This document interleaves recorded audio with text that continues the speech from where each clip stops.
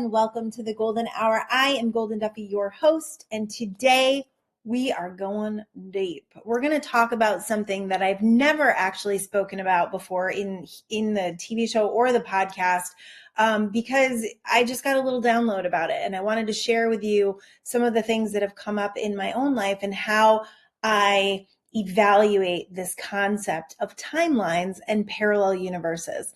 One of my favorite books I've shared before is Fred Dodson's Parallel Universe of Self. That's probably one of the first, probably the second thing that I started to dive into, the idea of a timeline or the idea of a parallel universe or the idea that things could be going on in our reality that we can tune into right here and right now that could cause us to actually join a new reality. So I'm going to share a couple of things today that are really coming up for me as far as what this means. So one of the things that I love to do when I'm talking about anything, when I'm thinking about anything, when I'm processing anything, when I see a bit of information out there, I ask myself a few questions. One question I say is, do I want it to be true for me?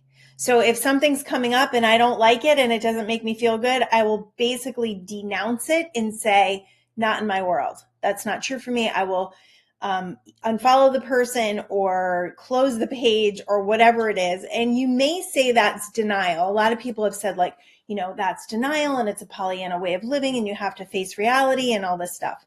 But if it's not the reality that I want to create, then it's not one I'm going to face. And that is my belief system. It is very strong in the idea that we create our own reality, and what we include in our experiences is what we actually allow more of. So, I have definitely been a proponent for turning off the news, for not tuning into conspiracy theories, for putting yourself in a place where you have the most potential for joy, and deleting and getting rid of those things that cause that addiction to drama or that feeling of not being safe or not having your own sense of well-being. I think that's really important. And I have a life that reflects tuning out of that stuff and what all of that stuff could mean if I let it in. So going over a few things today and recognizing, some things in my experience and looking at them. Something came across today and I actually unfollowed this person. I'm really not into the conspiracy theory idea. I really feel like I do believe there's things going on. I'm not completely unaware. But the idea that there's all of this stuff going on that's out to create ruin on our earth, to create ruin in our country, I don't really want to spend too much time with that. I was walking in nature today. One of the things that actually makes me feel the most of my well-being is walking in nature, looking at animals, letting the sun on my skin, being completely and totally and utterly present. And this booming voice comes in, which happens often for me. And it was like, I am here. That was the booming voice. I am here. And to me, that God force, that universe, that source, that life force that is within all of us, that we are all an expression of, is here. And all of that stuff that you think or believe or want to believe is happening in the world discredits the fact that I am here, that God is here, that we are here in this present moment reality, and we have the ability to create as one. We are in this partnership. So I want you to really keep that in mind anytime you see these stories or theories that take you to a place of feeling very unsafe and unwell. I want you to hear that voice. I am here. I am here because we are loved, we are protected, we are supported, and this is all one big grand illusion. The more I spend time, and I am going to go into spirit today. I don't do this a lot, but this new book that I'm actually going to have out really soon is called The Perfect Unfolding of Your Soul's Expansion. And it goes really deep into this spiritual knowing that I have that is coming through more and more every day as I spend more and more time in these extremely deep meditations. Every morning now I've been, for a really long time, but really consistently lately, because I've been getting up at the O Dark 30. I'm really spending time in that quiet and really getting some real understanding of the brain and how the brain works as I quiet it more and more and more, going into these higher states of awareness. I'm getting more and more information about time and time not being real and this all just being one grand illusion. And everything that's happening to us is about process. It's about our process and the ability that we have to create that power to process. We have the power to process, therefore we have the power to change anything that's going on in the reality that we are experiencing. So I would really implore you to be really strong stewards of your energy field and what you are allowing in and what you are getting yourself wrapped into. I did get myself wrapped up into a little bit of news yesterday as something came across my feed. I don't watch the news, but thank you, Facebook, for being my news feed. I just got attracted to it. I felt myself drawn in. It was dramatic. And then I told my husband about it. And then this morning, more conspiracy theories are in my feed. So that was actually from the same person twice. So I decided, see you later, bye. I didn't unfriend, I just unfollowed. But what I realized was what I read, which was gloom and doom, which was, we're all going down kind of a thing, is that discounts the fact that we are here in this reality for a reason, that we each have our own special and individualized reason for being here, that has nothing to do with us. It absolutely has nothing to do with us. It is very much fear-based. It is very much powerless-based. And if we can continue to place ourselves into our power, which is our present moment position, your power is always in your present moment position, right? Think about this for a second. When you're not present, you don't really have power. You're very scattered. You are probably dropping things, breaking things, spilling things. I've had some real connection with presence lately and noticing when I slip out of presence and coming back into it fully. And often I am reminded by animals. I am reminded by a phone call. I'm reminded by many things to stay present, because that is where all the magic is. It is where all the joy is. It is where all of the creating is. It's where we create from. It's in this present moment. That anxiety you feel, that stress you feel, those miserable feelings you feel, they are mostly reaped in the past or the future. They are not in the right here and right now. If you notice, like when something happens, right? I actually had someone reach out to me who had I will call it a self-induced cancer scare. Okay. Self-induced cancer scare. So this person reached out to me and said, "Oh man, I'm really going through it." And I said, what's going on? And they said, "Well, I found this mole and it's been there for 4 years and I'm pretty sure it's stage 4 cancer." And I was like, okay, back up the bus. Why are you going all the way there? So it turned out there was family members who had died of skin cancer and there was a lot of momentum in the fear. So this person goes to the doctor to get a biopsy, and the doctor basically says something kind of funny, like, you'd have to be an astronaut going to the moon for this to be stage 4 cancer. Like, there was really not a chance. And then they had a CT scan afterwards that basically said nothing was detected. So it's 2 weeks for the biopsy results. And this person was telling me that, now I have to wait. And I just said, well, you have choices here. You can wait in misery and expectation and fear, or you can be in excited expectation that everything is going to be cleared for you and that you are actually being, something is being shown to you. Your anxiety is showing you something. Oh yeah, I do. I have a fear of cancer, or I have a fear of death, or whatever it is, right? So we are always being given opportunities to process. I promise I'm going to get to the timeline, but this has to do with the timeline. So as we process, we are creating through our processes. Now, what really trips you up and many people up is that we have these habitual loops, right? Anxiety is a loop. It's a loop that takes us into the future, that gives us all the worst case scenarios, that keeps us being that victim of our mind situation. If we can look at our habits, right? First of all, if we can look at what's going on around us, and I have a couple of really good examples. If we can look at what's going on around us and say, okay, there's a lot of that going on right now, just right now. In the past couple of weeks, almost every appliance in our house has had issues. Not completely broken, but has had issues. So we had some issues with the dryer. So my husband fixed that. It was kind of clogged up. So he cleaned that. Issues with the washer. That was kind of clogged up. Clean that.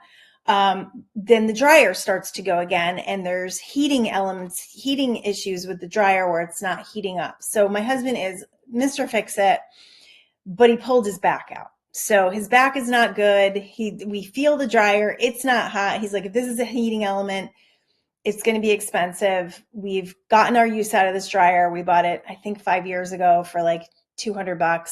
Let's just go get a new dryer. So we get a new dryer. Awesome. Then the dishwasher starts to go. And then the refrigerator, the water stops working in the refrigerator. So the refrigerator thing's been going on for a while, and it's hilarious because sometimes it works and sometimes it doesn't. And we are one for filtered water. We don't like drinking tap water.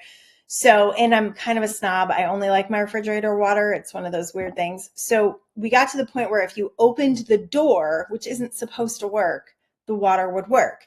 And then sometimes it would, sometimes it wouldn't. And then it just completely stopped working. So in the meantime, he cleans out the dishwasher. The dishwasher starts working again. Back to the refrigerator. Now we're buying water because it's absolutely not working. So we have a refrigerator repairman come out because my husband, we cleaned the whole thing. It started working again. Then it stopped working. So we have this repairman come out. He says it's going to be like maybe $800 to fix it. And we're just like, oh, what the heck? So we look to see what the parts are, to see if my husband wants to try to fix it. And we hem and haw a little bit. Don't want to buy a new refrigerator. We just bought that refrigerator 5 years ago. We could buy a new refrigerator. This was the interesting thing about all of this. There was no past momentum of me having anxiety that we were going to have to buy a new appliance. That in the past has been like, even any time in the past that we even had the money to do it, I would always feel like, oh my God, everything's breaking. Like I would go to that place. So that loop, that showed me that loop I had closed that loop. That loop was no longer there.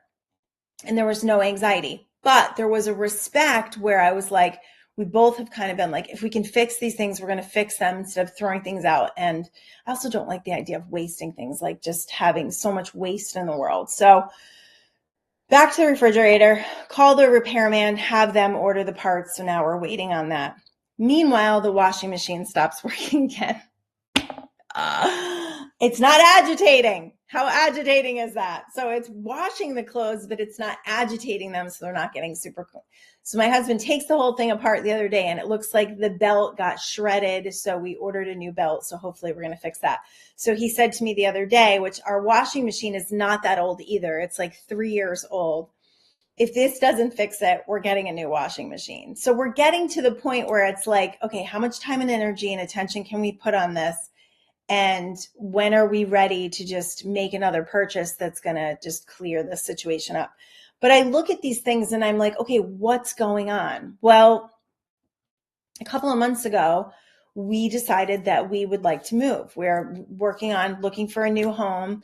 And ever since we decided that, this kind of happened. So it always kind of tells me, even though all these appliances are ours, except for the dishwasher, it kind of tells me the energy is going to start to clear, that something is happening in the energy field if you're paying attention. Instead of being a victim and this is gloom and doom and all these bad things are happening, what is this telling us? And where do we need to clean things up? Where do we need to shift things? So we're in solution mode, which is great. And things are getting fixed. But what does that mean in the overall picture? Well, it means, hey, we have really cleaned up the financial situation. Like we're really not feeling like the shoe's going to drop, not feeling like bad things are happening that always take our money. We're not feeling that anymore. That is a huge momentum that we broke, a huge momentum.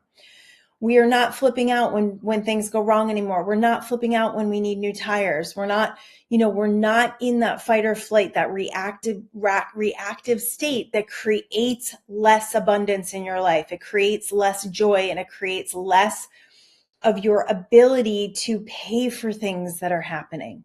As you relax, as you don't respond, as you close up those anxiety loops, you put yourself on a higher plane, which is another timeline. It's a different timeline. Okay, so then we basically went on a job. I think I told you guys this. We went to go look at a job. My husband looked at a job that he wouldn't normally look at, but it was in a neighborhood that we really wanted to check out. And I actually went on this job bid with him, which I never do. And it was this gorgeous beach home that was purchased for $4 million back in 2009 and is now worth like $9 million. And it's like this incredible private beach in Laguna Beach, which we didn't even know existed because there's gates to get in. And there's really no way to even swim to this beach. It's very private. And, just looking and realizing and feeling the houses and feeling the neighborhood, I'm like, this is another level. This is another timeline. And it's an exciting timeline for me because I have always loved the idea of a beach home. I've always loved the idea of being able to walk down to the beach. So as I'm formulating this house that I'm working on right now, we live 15 minutes from the beach. It's not a big deal. I want to be closer. I want to feel, we actually do get an ocean breeze here, but I really do want to be in as close to a beach town or in a beach town as I can be right now, because that's why I came here. That's why I want to live here. It's everything to me. And my daughters very much feel the same. They swim every day. They both work in the beach towns. So as I'm formulating this, I'm just like, how good can this get? How good can this next move become for us as we move these timelines? So the timeline that I'm on right now, I've actually been doing a practice in my meditation, and I'm imagining my husband and I, and that's the thumbnail actually for this video. If you go to YouTube, go to my YouTube channel, Manifest to Live Life Goldyn, and like or subscribe to my YouTube channel so you can see this. Thumbnail is us holding hands, jumping. And I do that during my meditation. And I imagine us jumping timelines and not just the next one. So in order to move a timeline, which is what really quantum leaping is all about, in order to move a timeline, in order to place yourself from where you are right now to where you want to be, there is vibrational resonance that needs to happen, right? So everything that we're experiencing is because of the vibration. It's because of our state. It's because of our mood. It's how we feel. It's how we feel about ourselves. It's how we feel about the world. It's how we feel about creating. It's how we feel about what we deserve, our worthiness, the whole thing. That is vibration. Our vibration is our state, our mood, and how we feel about everything. As we move our resonance, what we resonate with, right? We get into more joy, into more happiness, into more abundance, into more, I'm just going to let go and relax and chill out. I've been doing a lot of that lately. As we do that, I just realized I'm not plugged into the internet. Hello, vibrational resonance. As we do that, as we climb that vibrational scale where we let go of those things that cause misery, those things that cause fear, those things that cause anxiety, and we pull away from that and we catapult ourselves into a higher vibrational place, we are going to resonate with another timeline. We're going to jump timelines. That's how we jump timelines. We let go, we let go, we let go. Now, most of us in this spiritual realm, I may be a little different, and that's not a brag. I don't know. I came here different. Most times people need time to shift. And this is why when somebody wins the lottery, they often will lose it because they can't manage it.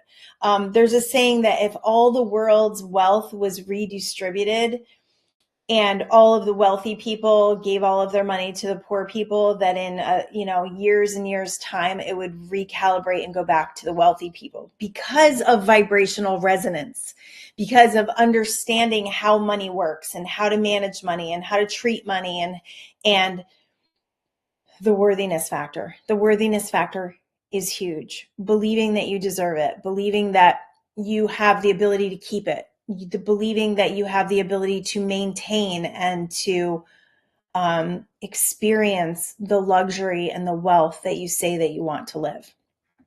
So jumping timelines means you do some very heavy and intense work on your vibrational field. This doesn't mean that you're broken and that you need fixing. This doesn't mean that you're flawed and you got to figure out what your flaws are. That's all in the opposite direction of what I'm talking about. This means that you work from the ground up. You work from your foundation. You work from the experience of who you are and you become more of who you are. That's what it's all about. All right, so I want to get into the brain a little bit and the higher states of consciousness and how we do this. So I'm going to break this down for you as far as why you are where you are and how to potentially get to where you are by decoding your pathways, your neural pathways, and what's happening in your neural pathways. All right, so you have these higher states of consciousness. So basically you've got this lower mind, right? Your lower mind is like the monkey mind. It's the anxiety mind. It's the neural habits, the loops. I like to think of it as like some sort of crazy roller coaster going on in my mind.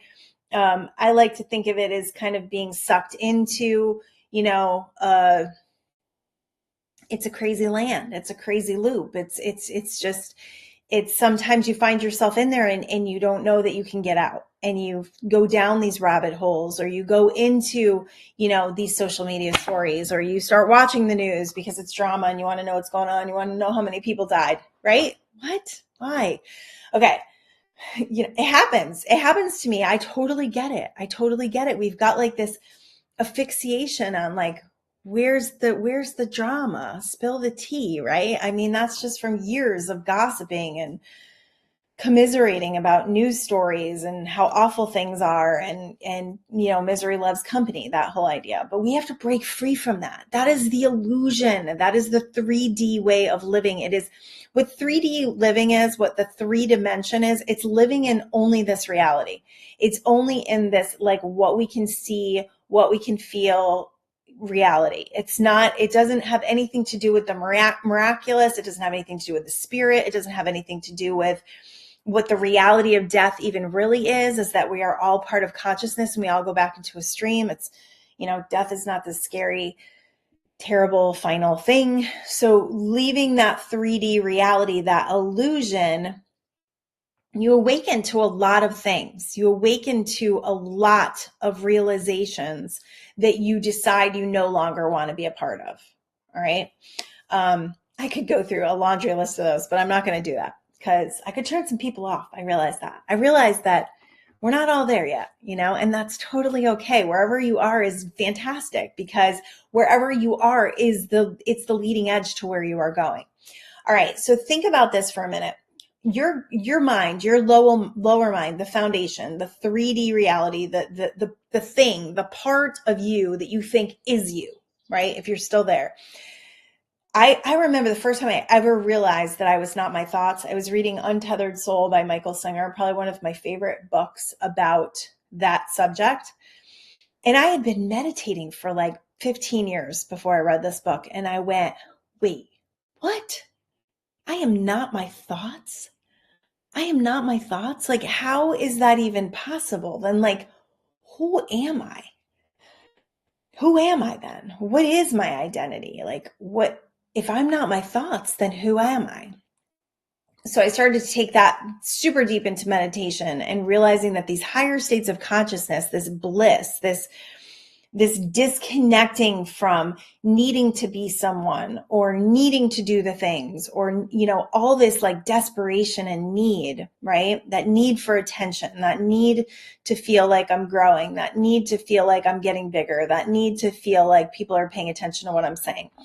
All of that started to shed, to fade within the last year, I would say, majorly. I think I had a little bit of an awakening to my ego after my network marketing career, which was 7 years long and ended about 11 years ago, because I started to realize that I didn't want to be that person on stage anymore. I I did still want to be on stage, but I wanted to edify the people who were coming up. I wanted them to feel that experience and be part of that experience more than I needed it for myself. But recently, within the last year, it's been letting go in such a different way and really taking stock in what do I want in life? What is it that I want in life? Do I want this big social media thing? Do I want the likes? Do I care anymore? Is that bringing me joy, right? Remember my questions. Is this leading me to joy? Is this helpful? Think about that. When you see a story in the news or on your social media feed, ask yourself, is this helpful? Because, we can go down rabbit holes of chemtrails, which recently I didn't go down a rabbit hole, but I saw it for what it was, and it didn't leave me feeling very good. And we've had a lot of rain in California, and I haven't been really happy about that. And I've had to make the decision of whether I'm going to tune into that and pay attention to that and experience more of that